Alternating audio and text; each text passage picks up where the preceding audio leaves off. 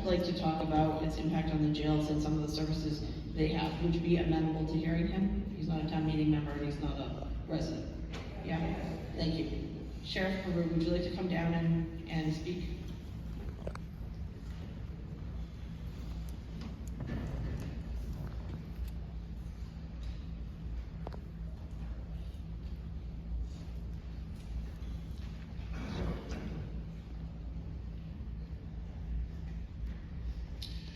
Thank you, Madam Clerk.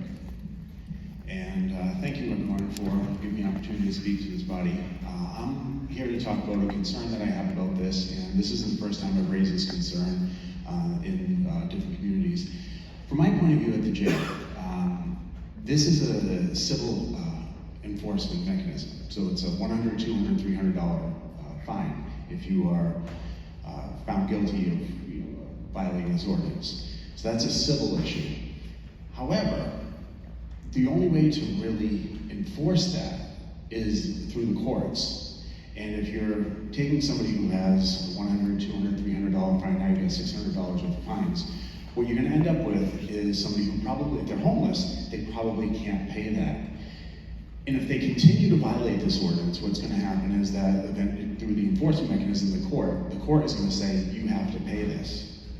And if a person doesn't pay it, now you're in, the court has ordered you to, now you're in contempt of court. Now you go to the jail. So a person who may not have had a criminal record previously, who was down on their luck with the homeless issue, now they've added a criminal issue to that. And so as it wasn't more difficult enough to get somebody back on their feet, this could make it more difficult. Now I appreciate the Chief's comments and a lot of the other comments that this is a useful tool, but I thought it was important to mention that this is a slippery slope from just a civil offense to eventually a criminal offense. However, I don't want to stop there. I don't want to just come and talk about problems. I want to offer at least 3 solutions or 3 things. At the jail, we have expert staff who specialize in housing, healthcare, and job, and 3 of them are here with me today.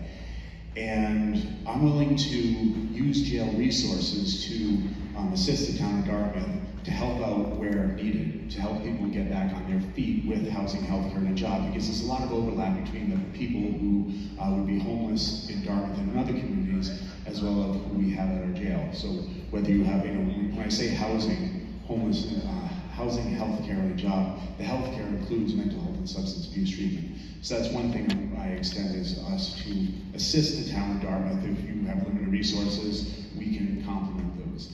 Secondly, we have our litter crew. Now I think the litter crew would be useful up to a certain point with cleaning up some of the encampment sites. So I'd also like to volunteer the litter crew to help Dartmouth clean up. I know up to a certain point, because at a certain point you would need to get some professionals in the hazmat suits.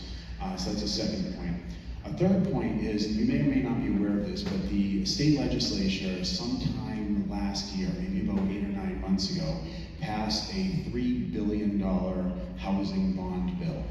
And that housing bond bill can be used to build homeless shelters and public housing, low-income housing, affordable housing.